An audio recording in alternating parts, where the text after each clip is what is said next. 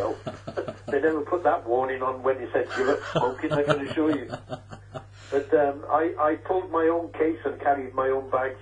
And then the guy with a megaphone was challenging the BBC to come out and take some forensic documents off me related to corporate fraud in the City of London. And so the second in charge, I believe, of the BBC came out, and we had a brief chat over the barrier, and he invited me in. And so the crowd were quite spontaneous in shouting hurrah. And I went in and showed him, one was the forensic money trail document of the attorneys of law, and various documents linked to various corporate radio stations. Okay. Who are working incognito with those out of Finchley Road. Like Russia Today. Oh, yes. You heard of them? Yes. Russia Today, the Palestine Telegraph, Press TV, all have their origins out of that address in Finchley Road. Work that out. That is a curveball. Well, it's a curveball because it shows who's running those radio stations. And it's not the Russian intelligence service, is it? It's ours, with Mossad. Wow. That is... exactly. That is... Because when you check the board of directors of those companies, these are the people that are taking the mick out of us. They're treating us like imbeciles. Because, say, most of the population would never have the chance to spend the time to research, to do the back trails of these companies and their directors. But once you do it, once you find the hornet's nest, the rat's nest in Finchley Road, it's easy. Because, I mean, the way they've got it set up now is if there's these two opposing financial powerhouses. I mean, you've got the China, Russia and the rest of the BRICS versus the Western banking Ponzi scheme franchise, for want of a better way of putting it. But when you look at the money, I mean, for instance, between China and America, although it looks like there's a currency war going on at the moment, I mean, it's the same money men, as it always is, behind it. The Rothschild banksters and other certain families. Right. And they've had their roots in China for a long time now. Is this just a bit of a show for the masses as they try to suck us into a world war in order to reset it, Gordon? What's your... I dread to think of that. I dread to think of it because I was security cleared to work with nuclear weapons within my military career. Worked with the WE-177s, which were 15 kiloton, not 20 kiloton. And also massive laser-guided weaponry for the Air Force. And I dread to think what will happen in a major conflict ever again. But you're quite right. If you understand a little bit about history, and you know where to look, and you can even use basic search engines, what you will find out is the Rothschild, Lord Rothschild, and the Rothschild family, they were the people who, via the HSBC Bank, funded the Anglo-Chinese War with Japan. Yeah. And it's great when you're supplying both sides because it's a win-win. And we did the same, supplying Iran and Iraq with weaponry. So much for our lovely, right honourable people. The trouble is that people like myself never get a platform to be able to confront the politician with documents. Because you're sidelined, you never get to the stage where people who own the major media, like the Murdochs and Richard Branson, or any of the people that run the Times, the Telegraph, the Express, these major newspapers will never give me the time of day, just like the BBC when I confronted them, is that when you can lay down a forensic trail from people like Mohammed Adnan Khashoggi in the mass arms trade, supplyment of to Iran and Iraq, people like myself never get a platform. They'll put the wing commander or air vice marshal, they'll stick him on because they say that he's the man that has the upper knowledge. But when you look at the scumbags that they've been dealing with, that's the way you follow it. You follow it from the very basics to understand how they've been using mercenaries, ex-SAS commanders, to ship weaponry to rebel factions to start trouble up, which would then it progresses to mass wars like they had in Sri Lanka, Sierra Leone, Chad, Niger, Sudan. It doesn't matter where they go. You need somebody to supply them. Have a look at all the videos that they show of these IS terrorists. Now, most people... They're all in the latest American jeeps and boots and guns and uniforms. You couldn't make it up. Where'd you get them from? They must have got an Aldi store there. Yeah. Oh. Yeah, I mean, it's farcical. It's a joke, isn't it? It's a joke, because most people see that without understanding logistical support. Because every round that is put into those guns has a marker and a maker's name. Every weapon is used has a registration number and has a source. Every vehicle was manufactured in a certain country. Somebody paid for it. There's an invoice. There's a paper trail. Exactly. And that's why. And paper trails are a very boring subject, but very interesting when you know who's involved. Yeah, but not only that, Gordon. I mean, with that chemical farce that they've done in Syria now, even that was able to be traced back to a CIA source. So, I mean, everything, as you quite rightly said. Well, we're the producers. Yeah, everything. Porton Down in this country is where Dr. David Kelly worked. Oh, we'll get into that now. Just for the listeners, or just to back up what Gordon is saying about how these wars are financed, again, I'd point you to Michael Rivero actually has done a great little documentary or picture of this. All wars are bankers' wars. That's a great one. I mean, again, Bill Still, he depicts how every war is financed by both sides. Going back the last 300 years, this scam has been going on. But we're at a time now, Gordon, where this Ponzi scheme is imploding on itself, isn't it? And I mean, this is why they're so desperate in the asset stripping that they do, and it's in order to keep this thing afloat. I mean, when you take into consideration the way that the Western banking system works, which is fractional reserve banking, just for our listeners, that means for every £1, the bank gets to create 10 out of thin air. But the last two... that's right. But if you can hear a noise in the background, it's the Rottweiler just smashed the door down to get into a waterfall. Oh, I'm not going to argue with her. No. She's got bigger teeth than me. But so we got this fractional reserve banking, but with that we got this paper derivatives market, which is waiting to blow up. Now, I can't help thinking that they're trying to kick it off in order to reset the whole thing, but I don't think they'll be able to, Gordon, because the work the likes of yourself have done and other researchers in this field has really exposed and lifted the sheets and exposed this for what it is, and it's absolutely corruption by psychopaths.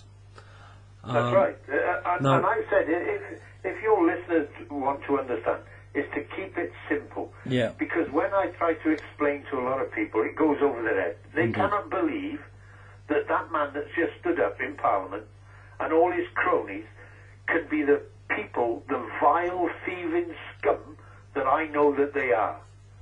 Because people like me will never get to confront them and to lay it out to the people and to get an audience with the BBC or to go onto TV, ITV, or Radio Wales or anything. Is that people like myself that have that information that needs to be examined by a reasonably intelligent board, and then if they've got any contradictions to any of the documents, then I'll get down on my hands and knees and say, yes, you're 100% right.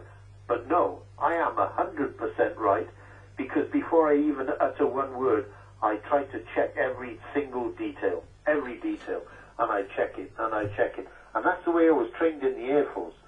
Every time and every day that I worked in the Air Force, you sign an individual and collective paper trail for everything that you do, every nut and bolt that you put on, everything that you adjust.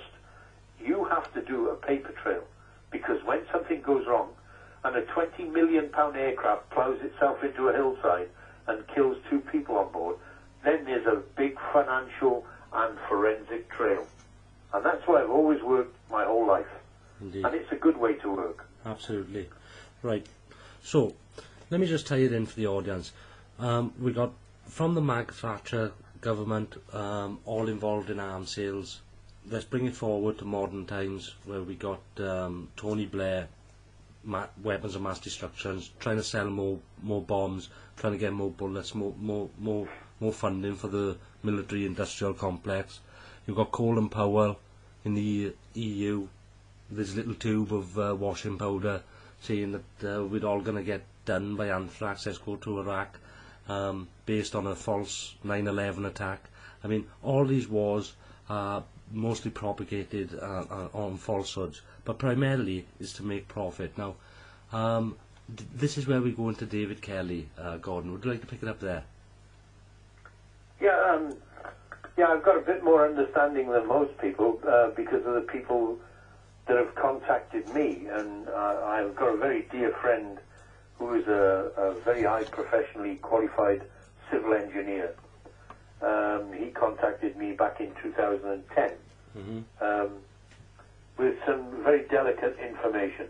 He shared it with myself and a guy called Peter Eyre, who writes a blog site, Eyre International.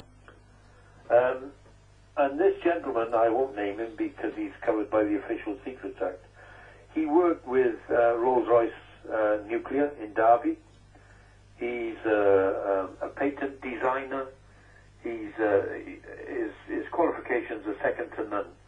And he was involved with the transportation industry and the application of moving 20-foot ISO containers and their shipment.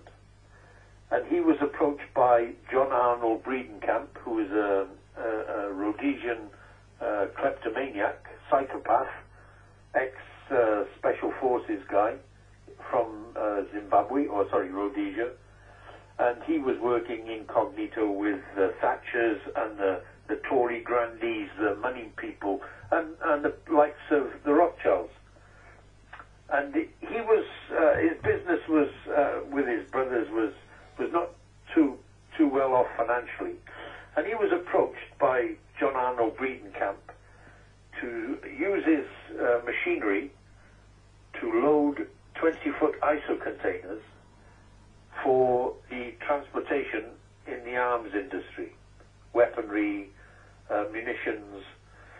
And he was actually taken to Pelland Harbour, which is north of Pretoria. And there he was asked to be involved in a certain nefarious activity with nuclear weapons. Now, for your listeners, Pelland Harbour was the South African apartheid government, the military government's nuclear weapons research facility. And Dr. David Kelly had been there working with a guy called Wouter Besson. Now, from my sources, extensive chats to me, sometimes rings me 3 times a day, and he rang me yesterday. Now, that gentleman has given me the full overview of his involvement and his friends. His friends are in the very highest parts of the corridors of power in Westminster. And so that's why I can say with great conviction that I trust this man's word with my life.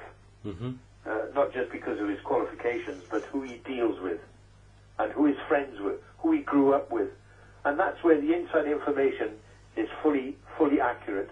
Now, this gentleman told me, my source, that back in 1989, a young conservative, who would have been David Cameron, was requested to go with Dr. David Kelly and a guy called Sir Kenneth Warren to Pelland Harbour on a pre-arranged visit paid for by a sort of shell company in the United Kingdom, which was the Front for Arms Corps in South Africa. And they paid for him to go and visit that's David Cameron, our right honourable, trustworthy Prime Minister, to go to Pelendaba to arrange the removal of 9 20-kiloton completed battlefield-ready gravity-drop nuclear bombs. And they were to be removed from South Africa prior to the 1994 election and handover to the ANC communist government of Nelson Mandela. Now, this was all a hush-hush thing because nobody wanted to know that South Africa had actually manufactured with Israeli scientists these 9 remaining. There were 10. One was detonated off the south of little island just south of South Africa. And what happened was, from my source, he said that Dr. David Kelly, on the issuance of a UOR, signed by Margaret Thatcher on her last day in office, she didn't know what it was for. It was for a procurement from Astra Holdings to Arms Corps in South Africa of 3 cylinders to the value of, I don't know, 80, 90 million pounds. And that was the 3 nukes that were being purchased for the retake of Kuwait.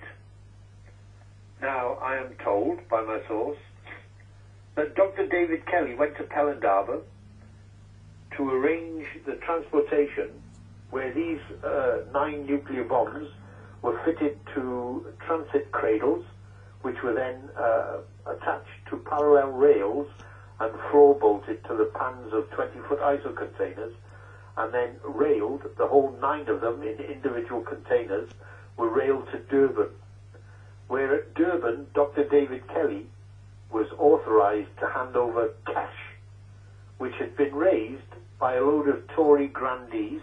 I have some of their names, very important names. I'm not going to disclose them on here because I want those people to go to jail for 25 years. However, the cash was exchanged, and those 6 were sent to Chicago for decommissioning, and 3 were diverted to Oman, where they were offloaded, and they were put in a transportation storage facility, and those weapons were to be used as a retaliatory weapon if Saddam had used chemicals or bioagents on our UK and coalition forces in the retake of Kuwait. And I am told that after hostilities, the cessation of hostilities, Dr. David Kelly went back to then load those weapons up to onward ship them to Chicago for decommissioning, where the fissile material would be removed. And when you opened the containers, the weapons were gone. Whoa. 3 20-kiloton battlefield-ready gravity-drop nuclear bombs that were purchased by the Tories. Now, this was a massive fraud in the making, a cash fraud, because I am told what they intended to do was that the Tory grandees and other VIPs would raise cash, pay for it, and then overcharge the state, our government, for that procurement. So they were middlemen. And what they did was they obviously made a bookload of money each out of this deal, but things went wrong. When Dr. David Kelly opened up those containers in Oman and they were gone, who could say anything? Nobody. Who's going to say that they've lost 3 nukes? And so I'm told that the person that stole them was the orchestrator of the deal between Arms Corps and Astra Holdings, and that was John Arnold Breedenkamp, who lived a few doors away from the Thatcher home, family home. And so the information I've got is from somebody that's been involved. This is not conspiracy or hearsay. This is from people involved. Indeed. Now, I would like a politician to put me in front of a panel on a major media and ask me to elaborate on that in their presence, and for them to go before Q&A, Prime Minister's questions, and get this out in the open to the public who pay for those right honourable people because they are public servants. Absolutely. I am told by my source, and by information you get off the internet, that on the 25th of May 2009, one of those stolen, missing conservative purchase nukes was detonated by North Korea. Now, if you know anything about the Nuclear Explosions Act of 2009, anybody that has any knowledge of a nuclear explosion in peacetime, not associated to war, is eligible to go to trial and face life imprisonment for causing a nuclear explosion. So, if my figures and my names are right, people like Tony Blair, David Cameron, and most of the senior government ministers would all go to jail for life because I have told them about this. And my source, by virtue of his profession and his qualifications and biography history involvement with John Arnold Breedenkamp, and letters that he holds between himself and Tony Blair, if this was to be made public, which I hope in a little way via your radio and your listeners, is to understand the filth that we have in government and what they're capable of doing. I put it to you. Well, I can tell let you. Let any of your listeners contact Right Honourable Peter Hain and ask him about that missing nuclear warhead letter that was sent to him by Andrea Davison, where he put documents in his safe, and you're quite right about blackmail and how it can progress people in the corridors of power, because that's what it is. It's a tit-for-tat blackmail network of thieves. Well, Gordon, I can tell you that this will go everywhere, my friend. Well, I hope so. Well, it will. It'll go to every country in the world. I mean, we have a strong base, and this will be made into listening for people who have not got access to the computer within the community. I mean, we'll put this one on little DVDs and put them through letterboxes and everything. That you're going to be heard. Well, this is why I say to you is that when I get contacted by people who ask me to go on a radio show, well, I'm certainly not scared of anybody in my life. Mm-hmm. And I've been threatened by, I've been shot at a few times in my life. I didn't like it. Mind you, I didn't want to be there in the first place. Yeah. They sent me. And so when it comes to expressing my wish to protect the people of my country, mm-hmm. not a politician who wants to make a couple of million, that's not my objective. My objective is to protect the people of my country. And that's what I signed up for many years ago when I was a young, fit man. And everybody that puts a uniform on in the lower ranks when you join up, they also have that belief. And what these politicians have done to me is they ripped my soul out over the last 14 years of my life, because I fully understand how naive I was as a young man who put a uniform on and went to many far distant shores. But I always took the belief that my country was the saviour of theirs, to protect the weak and the meek and the mild. And I've learned all we were being used for was to manipulate business for certain politicians and bankers. That's how you live and learn, isn't it? Is that knowledge is an amazing stage in your life where you go through and you reflect on your life, mm-hmm. and you can see where you made the mistakes. I will not make the same mistakes as Dr. David Kelly. I will make sure that this material is covered, duplicated, and held by others, and that's what I've done. Absolutely, and you're quite right. That's probably what's kept me safe. Well, maybe. I mean, we're duty bound to do this, Gordon. I mean, the truth does sting a bit, and yeah, it hurts. I mean, to find out that you've been lied to all your life, it is a bit of a shocker. And for anyone who's in any doubt that they have been lied to all their life, take a little bit of time out, do the research, follow the leads up that Gordon and I have spoken about this evening. I mean, this is serious, and it's coming to a crunch time now, Gordon. Well, let me tell you something. When I was I must have been about 14 years of age, I went to school at Coediva Secondary Modern School. And my girlfriend then, who then became my wife, she had a friend. And that friend lived about 15 houses away from the school, Coediva Secondary Modern School. Mm-hmm. Now, I don't know if you remember Rorke's Drift. Remember Rorke's Drift? I've seen the film Zulu, Zulu, in Natal. Yeah, the South Wales borders fought off the Zulus. That's correct, yeah. And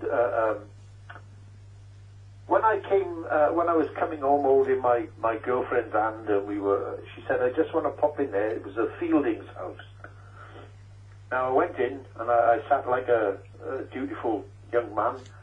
I sat with my hands folded, but I was looking at their cabinet, and inside that cabinet was a box, a metal box, and it was open. And I'm not lying to you, because I looked at it, and I couldn't believe it. It was the Victoria Cross of John Williams. Do you understand that? His name was Fielding, but he fought under the name, or he signed up as an underage. He actually lied about his age. And I asked my girlfriend's friend, I said, can I have a look? She opened the cabinet, and I rested it in my hand. And I understood what bravery was about. Do you understand? When people face things when they don't think that they're going to survive, as most of those brave people did at Rorke's Drift. And I've lived with that little bit through my mind about touching something where honour was involved. And that's what I've done, Now, when this comes out to your listeners, maybe any of them would like to query any of my information, and trust me, they will wet themselves, because they will find out that these right honourable gentlemen that have worked their way up through Freemasonic lodges to the higher degrees, that have been sort of goaded into taking positions and then blackmailed to work with a bigger establishment, that these people have taken us for idiots for far too long. And it's about time that genuine people who would want peace and prosperity for their children and their children's children to confront these politicians and not be scared of anything, because most of them that I've come across are all there for their own lining of their own pockets. Absolutely. And you can't call them leaders or men even. They're the weakest kind of people that society can breed, and that's what these money people want. They need these weak, manipulative, cowardly men, don't they, in order to perpetrate their agenda. Well, I started the ball rolling. I've got a very brave couple of people in Anglesey, and one of the companies that I've confronted by way of various web blogs and written material is a company called Anglesey Mining PLC. All right. And they operate out of the Paris mine, supposedly, and that company was founded in 1984. And do you know how many ounces of ore they've mined in that 30-odd years? Go on. Not one teaspoonful. Good grief. And I bet. And they have cash burned hundreds of millions of pounds, and nobody said a word. Why? Because the board of directors are linked to Anglesey County Council. Well, that doesn't surprise me, but the fact well, that the man is your listeners could. Yeah, now your listeners can understand that when you find out the forensics of a company and be able to dismantle its directors and their history of running virtual mining companies, well, that's multiple, and how many companies that they are getting salaries for every month and never having mined anything, then you understand about the word frustration. Well, this is what's boggled my mind here, Gordon. I mean, you can understand the corrupt, greedy, soulless politician. I can get that, but to put up a fictitious company and to not even mine a spoonful of ore or anything, I mean, the cheek of it. I mean, and these are the people these are the people who absolutely torture the working class or anyone, who don't pay you taxes. Right. They terrorise us, and then they got the gall to come on. As you say, it's sickening, and that's right, it's sickening. Yeah. If you look at, say, my main concern with Anglesey Mining PLC was my research into its directors, and what I found out was that on Anglesey, the actual Paris mine is the shaft that was sunk in between 1989 and 1991 was called the Morris shaft. Now, I did the research on the directors going back in 2007, 2008, because I followed one who was linked to my partner's fraud in South Africa. His name was Malcolm Alec Byrne, and he was on the board of directors, the past board of directors of Anglesey Mining PLC. He was a con artist in South Africa. Now, the Morris shaft was named after one of the original directors called Dr. Hugh Morris, and he was involved in the nuclear industry. Right. Now, if you know anything about the Magnox decommissioned nuclear power station, twin reactors there, that it was decommissioned in 1989 to 1991, and they sunk that shaft, and the company that sunk it was a company called Cementation Mining, who worked for Sellafield, the nuclear power industry. So where did they put all the waste from the decommissioned Magnox North twin reactor? Go on. Well, I maintain that that mine shaft was sunk purely to store either the high, medium, or low-grade waste of that mine, of that power station.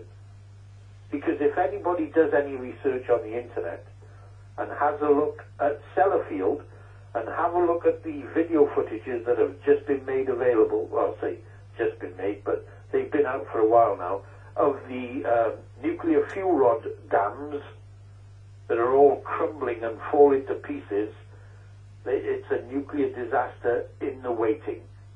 Now, I maintain that the scumbag con artist directors running Anglesey Mining PLC, and have been for over 30 years, that have never mined anything, are a front cover for that shaft, which is a storage facility of nuclear waste. It sounds like a ticking time bomb. Well, it is. It is. Not for the people who have made hundreds of millions in the power industry. No, they'll be long dead. Do you understand? But, as I maintain, is that because I've done shaft exams with my life in the mining industry, give me an opportunity. If the mine is flooded, as some people have said it is, then they could have sealed off the 1,000-meter offshoot galleries and had it a storage facility made there, and then blocked off that offshoot gallery. And then, if the mine had filled up with water, surface water, that would have been an ideal protective guise to stop anybody looking there. But if there was a catastrophic fall of ground where any of the plastic drum containers opens up to the water, the groundwater, and it seeps into the channel between, or the Irish Channel, and that gets into the groundwater, you're talking the deaths of hundreds of thousands of people. And that's why I've done a confrontation.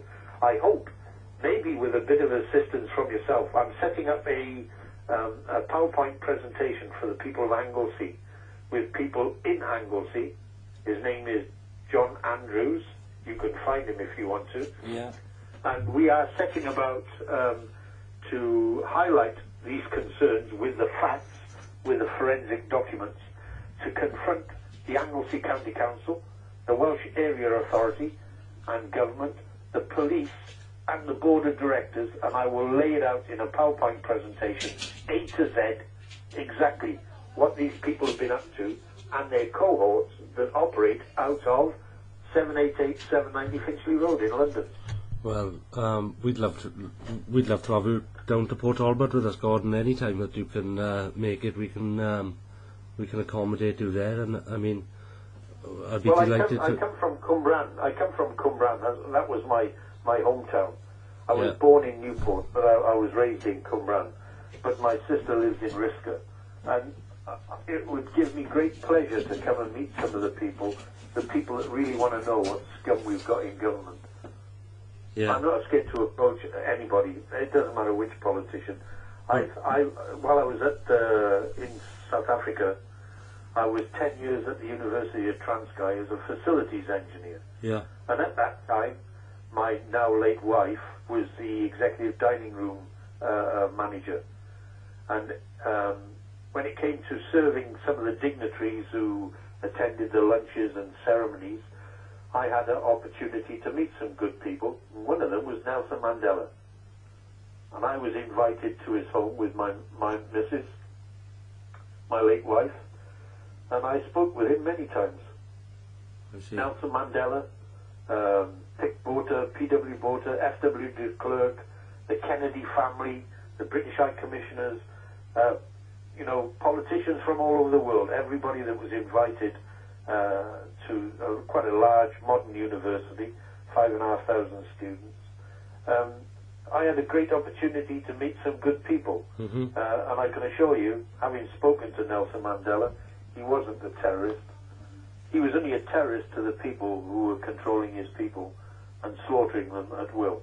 Yeah, well, we'd be delighted to have you, Gordon. As I say, we can talk about this off-air and arrange for you to come down and do that presentation, which we'll duly record and get out. I mean, we'll make this a priority in order to get this information out there. I mean, it's absolutely vital, not only for people to understand the corruption, but the depth of the corruption is absolutely staggering. Well, it's industrial. It's industrial scale, fraud, theft, money laundering, and selective, what they call insider trading. That is where directors of companies, public listed companies, are given optional shares in those companies to then trade them, purchase and sell at will. Instead of having extended salaries, they get optional shares. And these people are running insider trading rings. And so what they do is they talk the price up and they talk the price down. They buy and sell when the price is spiked, and then they purchase it when it's at rock bottom. And that's how they operate and make hundreds of millions of pounds extracting the urine. Nothing to do with mining. It's all about fraud, theft and money laundering. That's what it is. And in every commodity, it must be. I mean, every. Yeah. These are not real gold mines. Some of them have been historical mines, like the Clogau gold mine. Do you know where that is? No, I don't. In Anglesey, the Clogau gold mine. That's another massive fraud that's been run at the moment by one of the old Lonro directors. His name is David Anthony Lenigas. He's part of the network working with those two SAS commanders. Right. Aldwyn James Glendining Wright and Mark Blackburn, who were both senior Kroll directors. You know Kroll Security? Yeah, they're the private mercenaries, aren't they? Basically. That's right. Yeah. That's right. And so all I am is a guide to show people the filth, and then leave it to justice systems to, if there is such a thing in this country, is to bring these people to task. And that's what I hope, with a little bit of pressure and a little bit of support, where instead of watching Coronation Street or Emmerdale or something like that, is that people could confront a politician in a surgery and say, I heard that guy on the radio, I met him, and he seems a genuine guy. He seems to have a lot of pride in his country and his service for his country. Now, if there's any substance to this man's allegations, why don't you face him in front of the viewers on the BBC or ITV? You answer him, where you can then be held to account. Well, indeed, and I mean, because all they do is hide behind their constituency MP privileges by not replying to you, if you understand. I do understand that, and we'll have to pin him, as you say, in his surgery with a camera in his face, if necessary. That's right. That's the way I've done it. It's not nice to record people without their knowledge, and I've never had that intention of doing it as a sneaky git. But what I did do was, when I saw that these people were lying to me through their teeth, I made sure that other people knew that I was recording it, and according to the law, you're quite allowed to do that. Absolutely. And so, when I've reflected on that, and I've emailed them and said, do you want to listen verbatim to what you told me? Because you will go to jail for 25 years. That's right. Not just for fraud, but you're going to go to jail for treason to the people of this country. You are a public servant. And they've wet themselves. Well, they're all committing treason. That's what they are. They are committing treason to the people of this country, who give them the opportunity to work for the people. Yeah, not for themselves or a banker. They're all interlinked on the private side. I mean, I'll just give you a little 2 minutes of what happened to me and our local MP here, who was Howell Francis. and it related to the child support agency. They were had deductions from earnings order, and they were in my pay, absolutely taken. I think it was 80 quid a week. I'd never been in front of a judge. I'd never had contact with the child support agency. The child which they would charge me for had always lived with me, right? It was a complete extortion and robbery. Now, when I asked our local MP, because like anyone else, you assume with such a cock-up that you'd be able to sort it out, no problem. You try to go the legit route. And I went to him, and of course he fobbed me off, as they do, and my research started then. Now, I was able to do a bit of forensic research myself, and I discovered that the Labour Party and the Child Support Agency, and in actual fact the Magistrate Court who had issued the deductions from pay order, they were all owned by the same people in the private. And it went further. For each deduction, and this is for anyone who's out there listening at the moment paying child support, for each deduction, the Magistrate Court that ordered the deduction gets an 8% kickback for each and every payment. Now, it gets even better, because if you're working for a company who is registered with the Payroll Alliance, then they have got shares in the Child Support Agency too. But here's the kicker. None of the money goes to the child. It all goes to our favourite money laundering bank, the HSBC. Exactly. And that's what I said to you, is when I showed the BBC executive the forensic money trail conducted by two attorneys at law, the bank involved was HSBC Bank. Yeah, they are the go-to bank. I mean, and I must admit that I secretly recorded him a couple of years later, and, well, it was 2 years later actually, and I asked him outright, was he aware that the Labour Party was trading in the name of Alistair Darling, I believe it was at the time. Because of course he was a diplomatic status at the time, so they were able to get away with tax and everything. Well, he went white as a sheet. He told me that he was unaware of that. I asked him whether he had any bit, would he look into it, or if he thought it was of any interest. But yes, these people, they deny everything. I mean, the fact that the whole country is bankrupt, and we'd all set up with bonds from the start, and these politicians, MPs, and these representatives of Parliament, they get to control these funds, and absolute fraud, top to bottom. And I mean, here's one for you. They've printed more money the last 2 years than the previous 200 with this fiat quantitative easing. It's absolutely farcical, Gordon. And I mean, the fraud just to keep it going is getting absurd now, and it's got to stop. And well, that's why I'm saying to yourself and the listeners, your listeners. Yeah. You know, if they were to use the proceeds of crime recovery, I could save this country hundreds of billions of pounds, because I have the complete forensic money trail to where that money has been moved to. Yeah. Because this is nothing to do with legitimate business and hiding or being classing it as tax avoidance. No, this is money laundering, including the mafia. Well, now I'm going to tell you something to you and your listeners now. Back, I mean, you'd have Tessa Jowell, MP Tessa Jowell, yes. Labour. Yes. Right. Her husband is David Mackenzie Donald Mills, and he was brought before the Italian courts because he had set up over 100 shell companies for Silvero Berlusconi, the Italian convicted fraudster prime minister, and the mafia. And he set up those companies at 788 790 Finchley Road. Well, so, this is the Labour MP's husband. Now, I wrote to Tessa Jowell, I said, how come your Labour Party is not investigating your husband and those companies and 788 790 Finchley Road? She didn't answer. I didn't expect her to.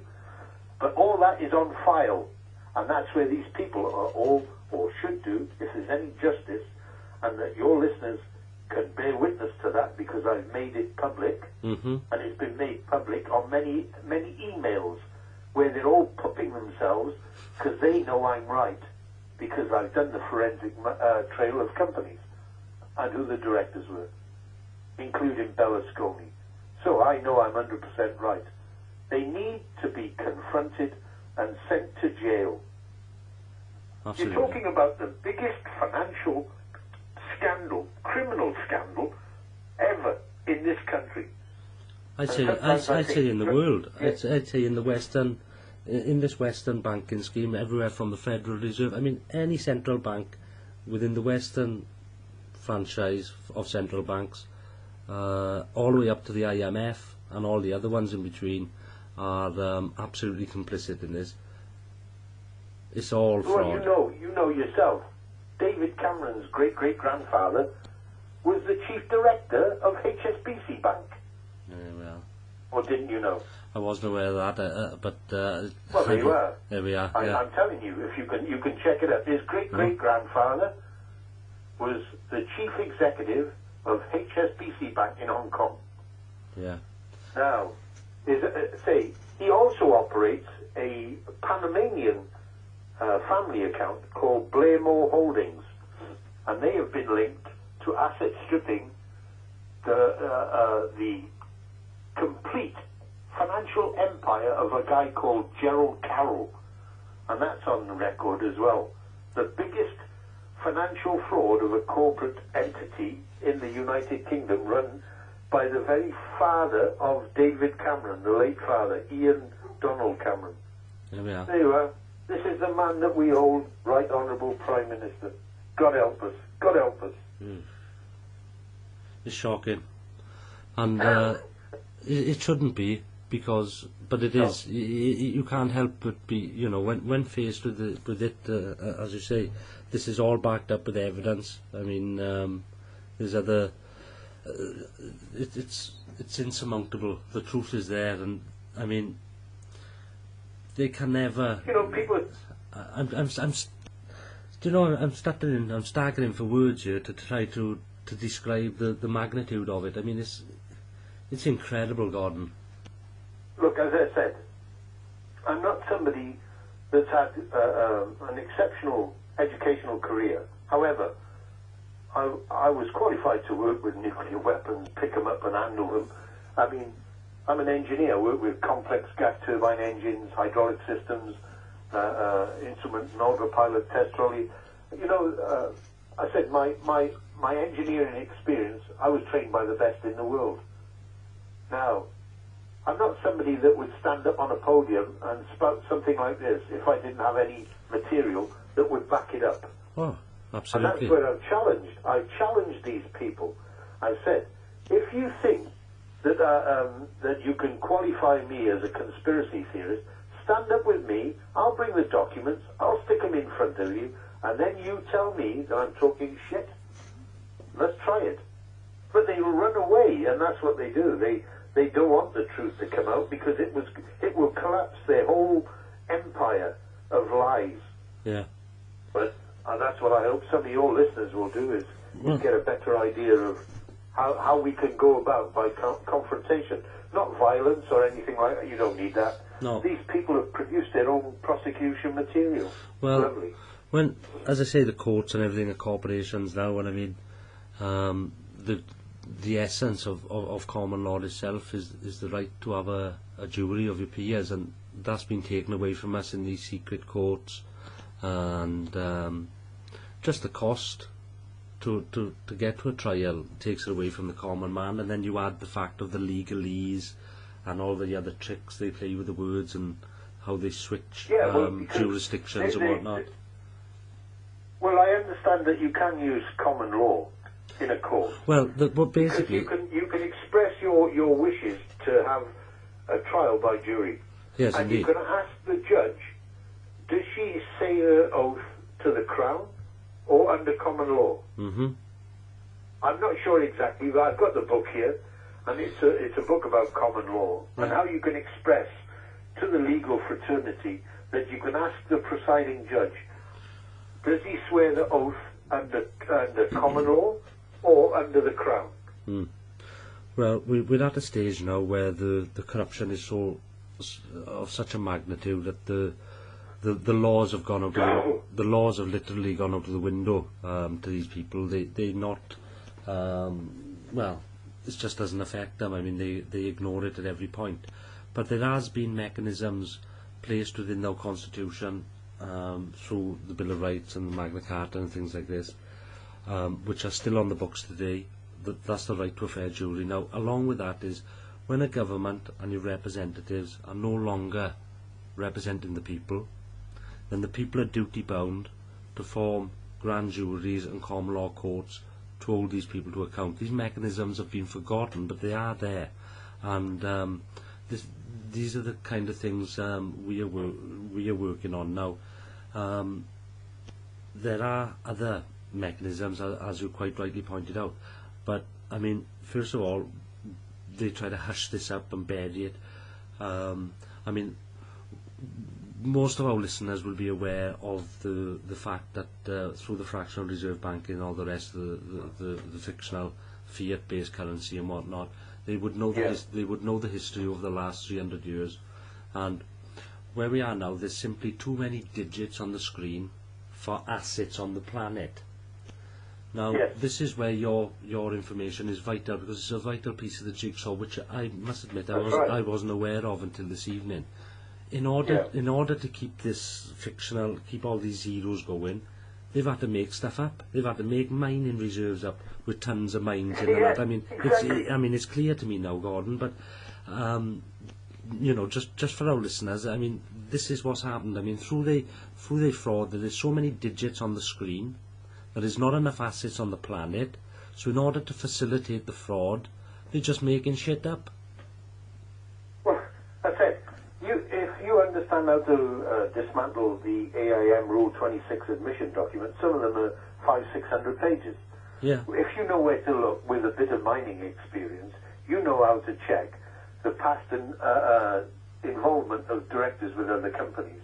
And when you look through the JORC reserves of what they say is below the ground or where they're going to recover this, what they do is they say, based upon a geological survey and drillings, they will say that there is, say, 500 million tons of a certain grade which contains silver, gold, copper, zinc, tin, and it has an estimated value of, say, 400 billion pounds. Now, that's in the ground. I mean, if you could step out in your back garden, you could say you've got the same under there. Yeah. Because what they're saying is it's ore in the ground which has yet to be assayed and milled to produce a product. Because what they're doing is they're given an estimated value which then they use in a document to instigate investors pumping money into that company in the belief that these are genuine people and they're going to mine it. That's not their intention at all. Their intention is one way. It's to steal the little investors' money and then to move it to subsidiaries which are in offshore locations. That's what they're doing. And then have a jolly good life with a magnificent salary and make even more money with insider trading. That's the realities of what they're doing. Not one company. As I said, in my records, in my archive of library that I've got, there must be 1,300-400 companies. Now there must be thousands more which I haven't yet got to, because my sort of exposés have it takes a long time to get the material, but it's the magnitude of what I'm doing, and it's on my own. Now, what I've been given is an opportunity on various radio stations to highlight a little bit. What we need is a panel of people that have got a common purpose to express our concerns where they're brought before somebody that will put it on a major media. Because when you start to highlight the magnitude of this fraud, they all run away. Because they want the same lies to progress for generations to come. And it can't. It can't for the sake of all the people in this country, not just Wales. That's right. I mean, a fiat-based currency, it usually has a lifespan of about 26 years. This one's 50 years overdue. Now, each time they've needed to do to reset, they've manufactured a depression, or they've had to do a couple of wars. I mean, that's right. I mean, so this is where we're at now. We're kind of at the end of their fear-based cycle, and they are desperately trying to manufacture something in order to reset this thing and all get off a hook.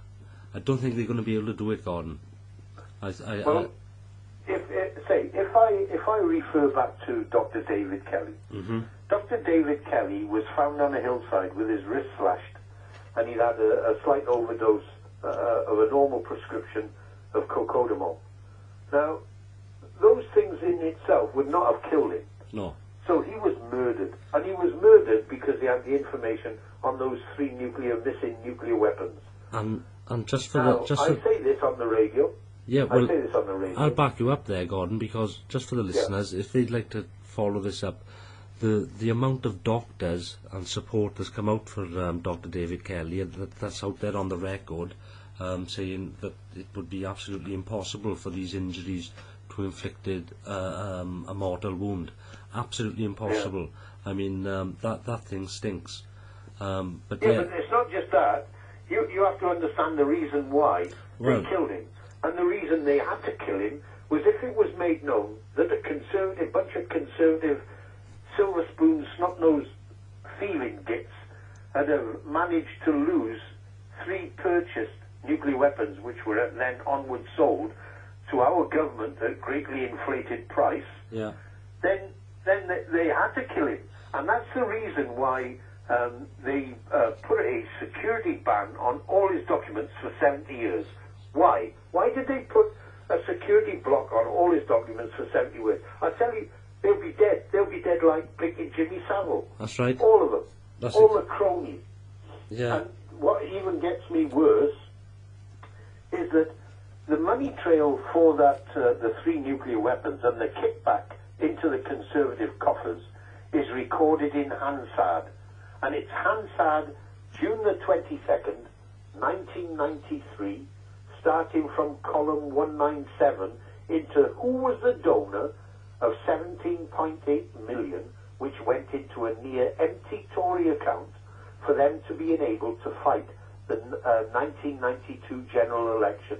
And the donor was John Arnold Breedenkamp, and he was the go-between and the orchestrator of those 3 nuclear weapons.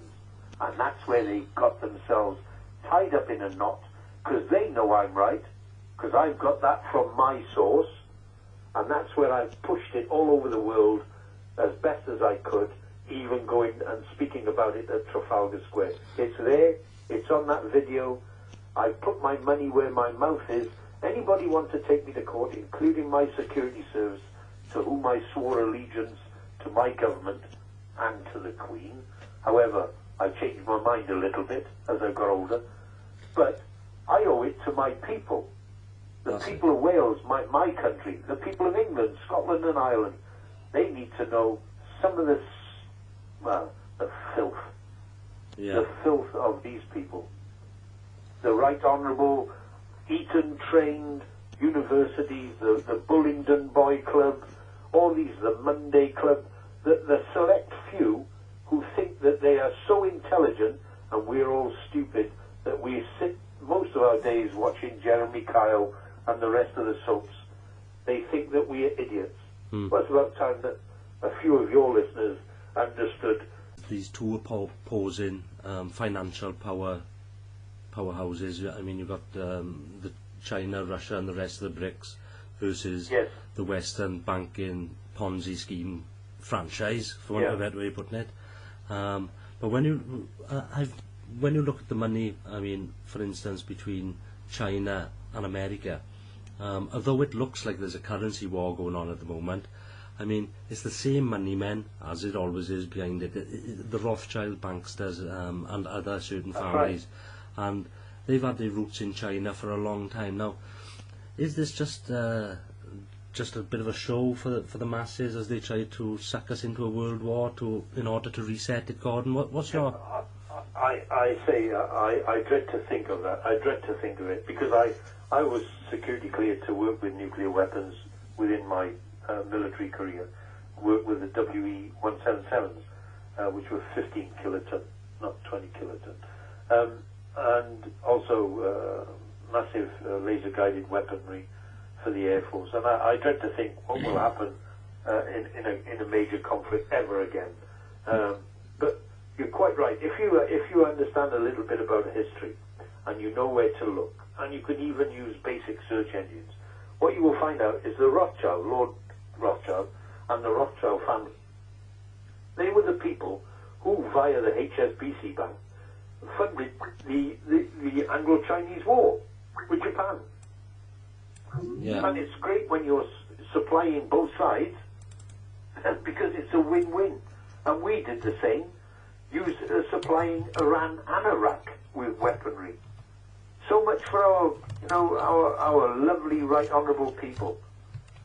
The trouble is that people like myself never get a platform to be able to confront the politician with documents because you're sidelined. You never get to the stage where people who own themselves, they never put that warning on when you said give up smoking, I can assure you.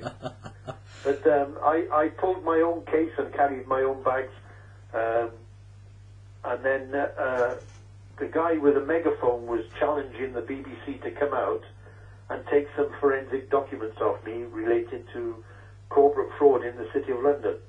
And so the second in charge, I believe, of the BBC came out, and we had a brief chat over the barrier, and he invited me in. And so the crowd were quite spontaneous in shouting hurrah.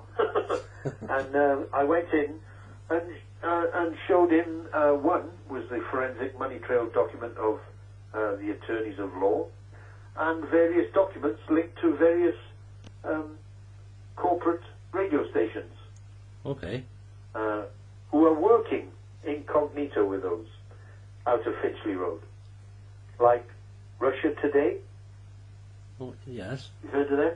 Yes. Russia Today, the Palestine Telegraph, Press TV, all have their origins out of that address in Finchley Road. Work that out. That is a curveball. Well, it's a curveball because it shows who's running those radio stations. And it's not the Russian intelligence service, is it? It's ours, with Mossad. Wow. That is... exactly. That is... Because when you check the board of directors of those companies, these are the people that are taking the mick out of us. They're treating us like imbeciles. Because, say, most of the population would never have the chance to spend the time to research, to do the back trails of these companies and their directors. But once you do it, once you find the hornet's nest, the rat's nest in Finchley Road, it's easy. Because, I mean, the way they've got it set up now is if there's the corruption by psychopaths. That's right. And I said, if your listeners want to understand, is to keep it simple. Yeah. Because when I try to explain to a lot of people, it goes over their head. They cannot believe that that man that's just stood up in Parliament and all his cronies can be the people, the vile, thieving scum that I know that they are.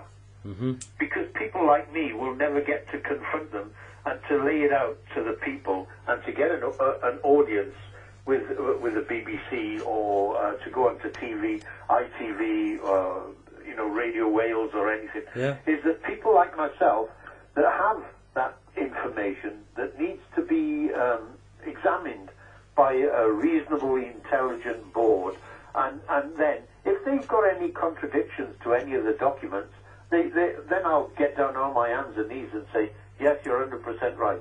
But no, I am 100% right, because before I even utter one word, I try to check every single detail, and I check it, and I check it. And that's the way I was trained in the Air Force. Every time and every day that I worked in the Air Force, you sign an individual and collective paper trail for everything that you do, every nut and bolt that you put on, everything that you adjust. You have to do a paper trail, because when something goes wrong, and a £20 million aircraft ploughs itself into a hillside and kills 2 people on board, then there's a big financial and forensic trail. And that's why I've always worked my whole life. Indeed. And it's a good way to work. Absolutely. Right. So, let me just tie it in for the audience. We got, from the Mag Thatcher government, all involved in arms sales. Let's bring it forward to modern times, where we got Tony Blair, weapons of mass destruction, trying to sell more bombs, trying to get more... Paper trails are a very boring subject, but very interesting when you know who's involved. Yeah, but not only that, Gordon. I mean, with that chemical farce that they done in Syria now, even that was able to be traced back to a CIA source. So, I mean, everything, as you quite rightly said... Well, we're the producers. Yeah, everything... Porton Down in this country is where Dr. David Kelly worked. Oh, we'll get into that now. Just for the listeners, or just to back up what Gordon is saying about how these wars are financed, again, I point you to Michael Rivero. Actually has done a great little documentary or picture of this. All wars are bankers' wars. That's a great one. I mean, again, Bill Still, he depicts how every war is financed by both sides. Going back the last 300 years, this scam has been going on. But we're at a time now, Gordon, where this Ponzi scheme is imploding on itself, isn't it? And I mean, that's right. This is why they're so desperate in the asset stripping that they're doing this in order to keep this thing afloat. I mean, when you take into consideration the way that the Western banking system works, which is fractional reserve banking, just for our listeners, that means for every £1, the bank gets to create 10 out of thin air. But the last that's right. But if you can hear a noise in the background, it's the Rottweiler just smashed the door down to get into a water bowl. Oh, I'm not going to argue with her. No. She's got bigger teeth than me. But so we got this fractional reserve banking, but with that we got this paper derivatives market, which is waiting to blow up. Now, I can't help thinking that they're trying to kick it off in order to reset the whole thing, but I don't think they'll be able to, Gordon, because the work the likes of yourself have done and other researchers in this field has really exposed and lifted the sheets and exposed this for what it is, and it's absolutely... Major media like the Murdochs and Richard Branson, or any of the people that run the Times, the Telegraph, the Express, these major newspapers will never give me the time of day, just like the BBC when I confronted them, is that when you can lay down a forensic trail from people like Mohammed Adnan Khashoggi in the mass arms trade, supplyment to Iran and Iraq, people like myself never get a platform. They'll put the wing commander or air vice marshal, they'll stick him on because they say that he's the man that has the upper knowledge. But when you look at the scumbags that they've been dealing with, that's the way you follow it. You follow it from the very basics to understand how they've been using mercenaries, ex-SAS commanders, to ship weaponry to rebel factions to start trouble up, which would then it progresses to mass wars like they had in Sri Lanka, Sierra Leone, Chad, Niger, Sudan. It doesn't matter where they go. You need somebody to supply them. Have a look at all the videos that they show of these IS terrorists. Now, most people... They're all in the latest American jeeps and boots and guns and uniforms. You couldn't make it up. Where'd you get them from? They must have got an Aldi store there. Yeah. Oh. Yeah, I mean, it's farcical. It's a joke, isn't it? It's a joke, because most people see that without understanding logistical support, because every round that is put into those guns has a marker and a maker's name. Every weapon is used has a registration number and has a source. Every vehicle was manufactured in a certain country. Somebody paid for it. There's an invoice. There's a paper trail. Exactly. And that's why...